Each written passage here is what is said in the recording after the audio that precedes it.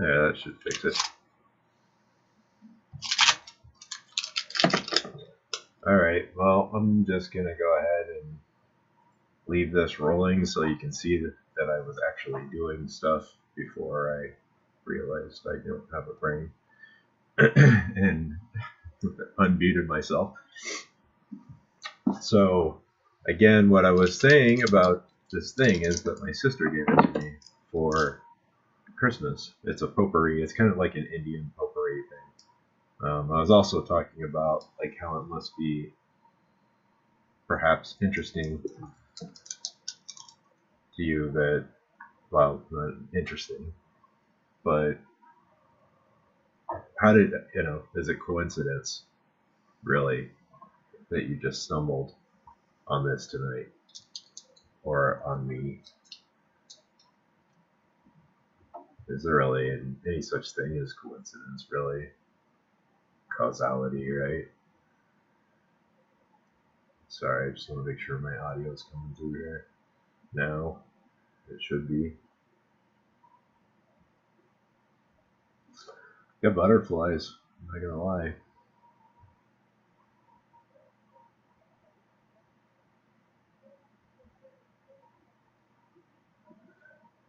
Okay.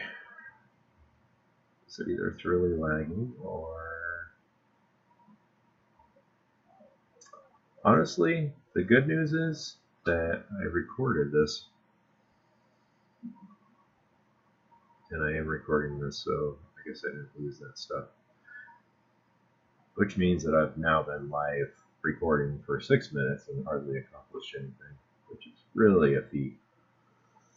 I guess the good news is that I'm actually recording. The point isn't so much that I want to be live as that I wanted to just talk a little bit and throw out a few thoughts that I've been having today. Had a really awesome talk with my fiance.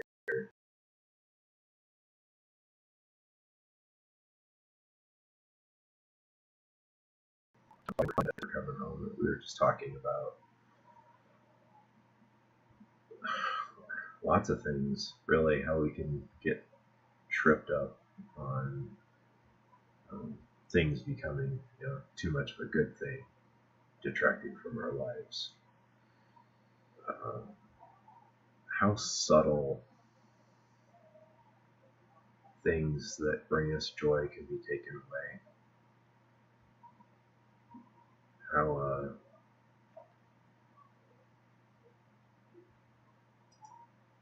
I guess I'm not looking to get into a full-blown debate about the powers that be, as much as acknowledging that there are powers that be. So whether you call it the devil, the liar, the adversary, which to me sounds like more like a presence, a force, principalities, right? The Bible says, well, let's just get down to brass tacks, shall we? That we're at a war,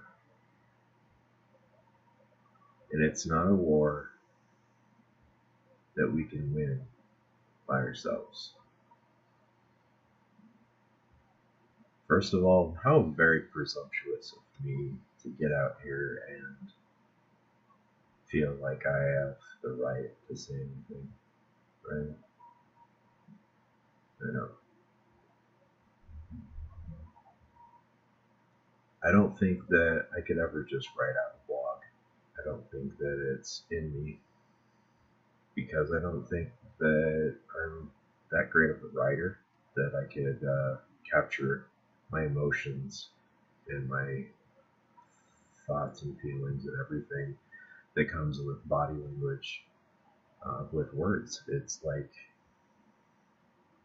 by comparison, it's like trying to condense a 4K movie into a Nintendo cartridge game.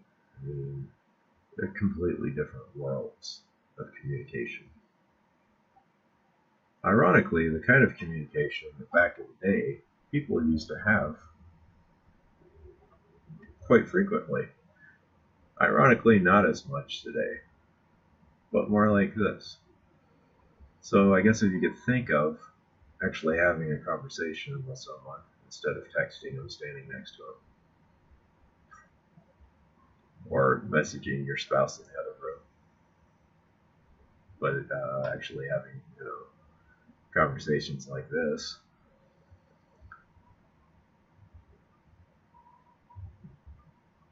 except for with like a lot of people. I guess some people consider that a lecture. To some, that's school. To some, that's church. I don't want it to be any of those things tonight. The only thing that I'm hoping to establish, I guess, is to tell you a little bit about me in the beginning of this, and that I left the mic off is perfect. I'm going to leave it that way.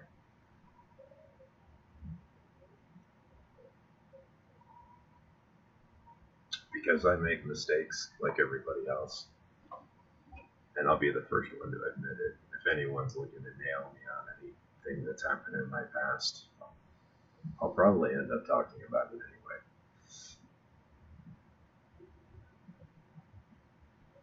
I mean, there's no reason for me to act like I'm perfect, right? Or not. And we all have some amount of dirt on us. It's really not the important thing. Some of us have learned that at different ages. Some of us are in the process of creating those memories. And some of us are so old that we look back at this and go, huh, I could have done something like that when I was 41. Why didn't I do that?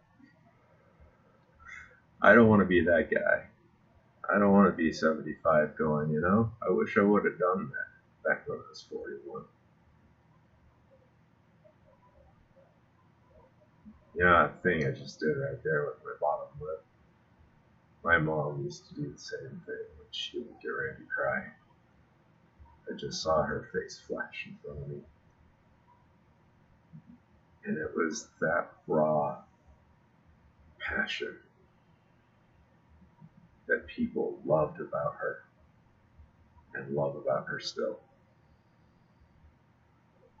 I lost my mom last year. She's a very special person to me. Anyone that knows me to any extent knows that she is very important to me and sacrificed a lot for me to be sitting here right now.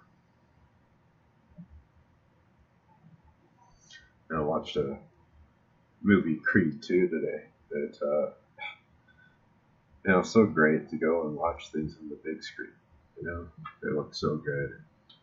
They look so perfect. I love the way they did Creed 2. It was uncensored. It was vulnerable. Most of the movie, Creed is not the champion. He doesn't even look near the champion in that first fight. It's pathetic. I was embarrassed for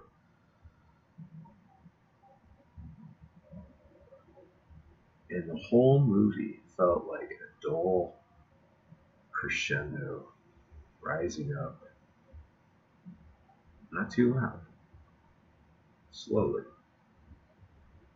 I turned to Carrie at one point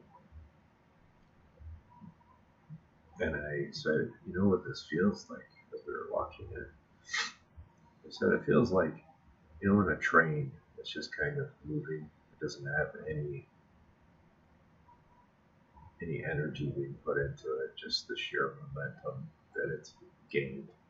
And I would say that momentum is definitely the Rocky movies. To me, they're just some classic scenes in the Rocky movies and the Rocky story itself, which ironically came out like a month before I was born. was reading about it after the movie actually because it's fascinating and I'm a geek, and read the story uh, of basically how Rocky came to be and how he had faith in himself to be the one that was going to star as Rocky in a $1 million budget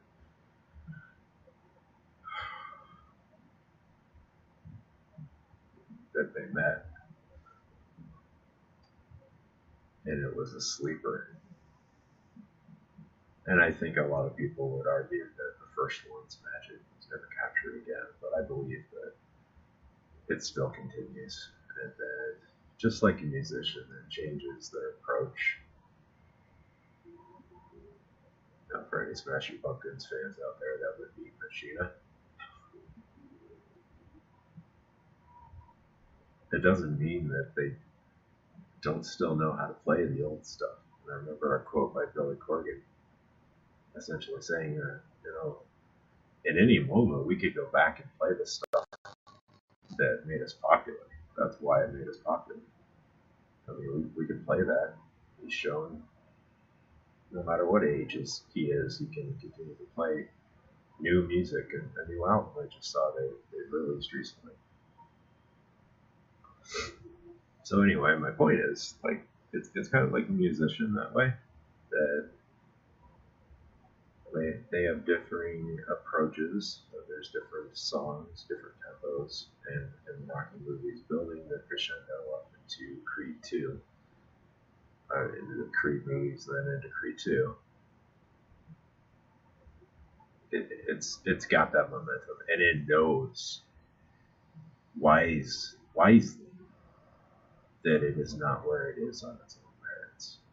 And I think that in watching the movie, I felt that way. I felt that they're like, we don't have Rocky up here with the gloves on, and we have him as, basically the Mickey of the Rocky movies, passing on his legacy. That up until that hat tilt at the end of the movie, it's still Rocky's movies. He's still the producer. He's still presenting his story. It's still Rocky's story. It says Creed on the title, but it's still Rocky. And I hope this wasn't his last one. It isn't his last one. Bless his soul. I love the movies. I love the story that the movies represent, and the life that Sylvester Stallone has presented as an example of what really sticking to your guns can do. And I think that there are lots of people like that all over the place. I haven't been very good up until this point in my life and kind of noticing those people. And then once you start to see them, that's all you see. And it just becomes daunting, intimidating, exciting, scandalous, miraculous, wondrous. And all of a sudden, you're wondering, have you ever danced with the devil in the pale moonlight? Have you ever sang with the angels, stars? Have you ever wanted to capture that magical Christmas morning when you still believed and hoped that anything was possible, and put it in a jar for those moments that you need? I have. This time of year makes it so much easier to go back and do that. It's the time when hearts are a little softer, eyes are a little more sparkly. We're all a little kinder, a little more cognizant of each other. And the phrase goodwill toward men actually creeps back into our souls and lives. ears, and hearts.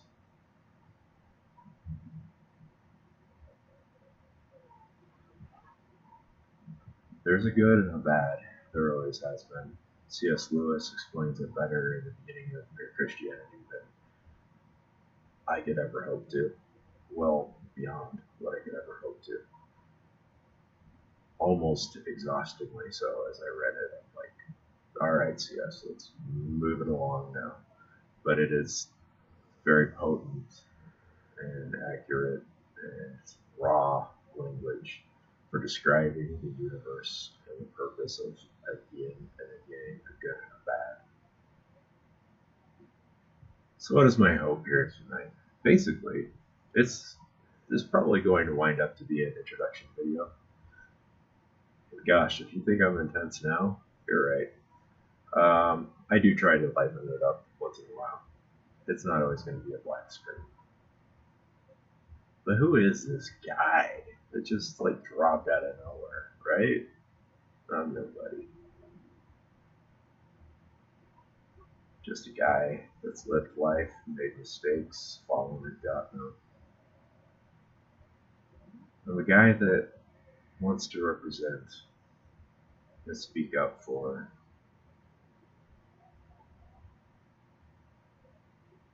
silent soldiers.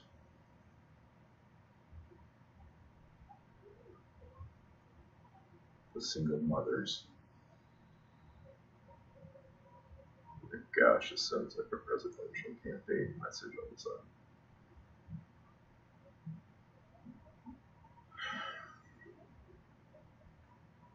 I love my fiance. She has taught me so much about the quiet dignity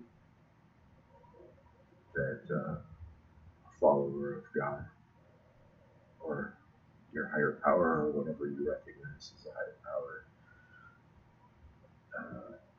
what that looks like. She is the best thing that's ever happened.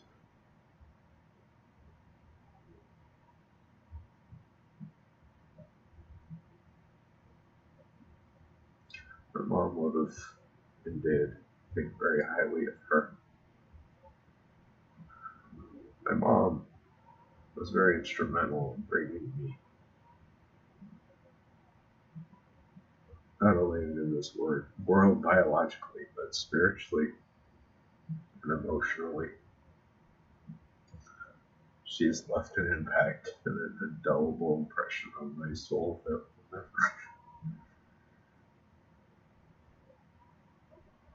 never go away.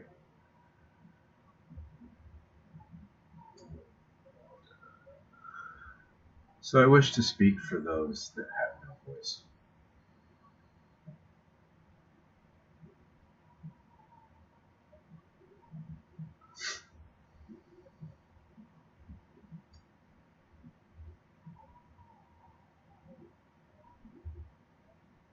I would never be so haughty or ignorant or prideful as to think that I in any way have the capacity to take on the forces that be.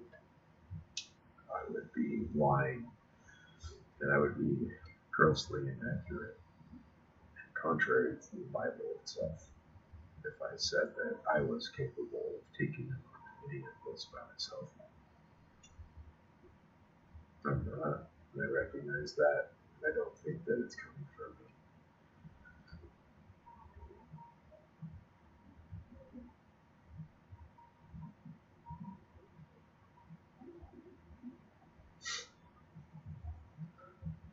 I wish to herald the people that live every day and live, you know?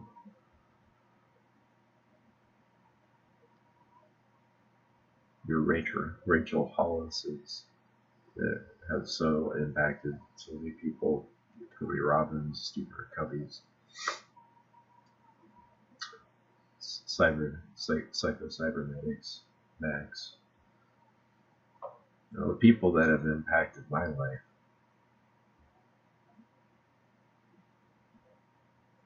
preachers I've known, experiences I've had with them, things they've taught me.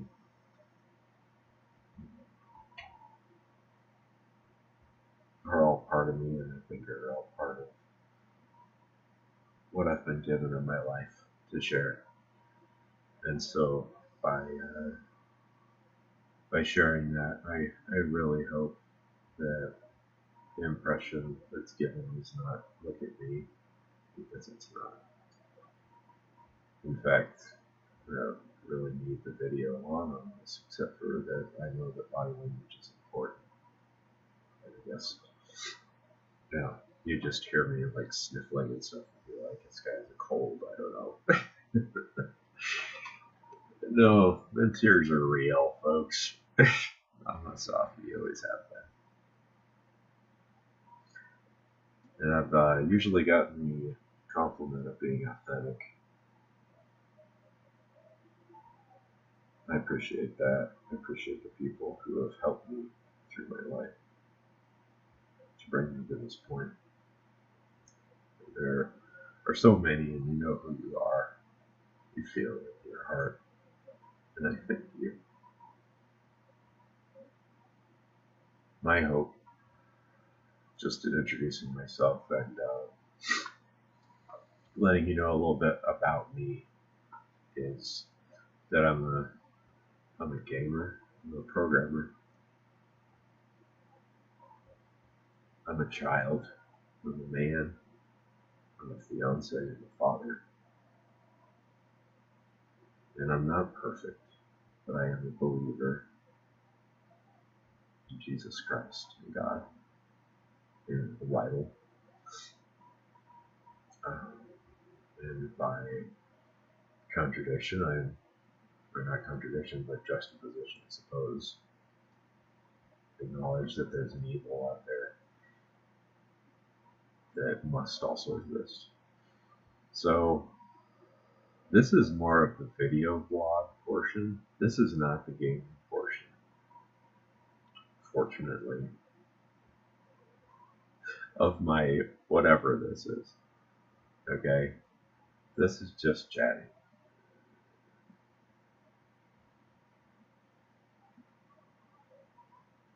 It's somewhere to start, I guess. And thank you. I appreciate you taking the time to listen to me. Have a good night. Merry Christmas.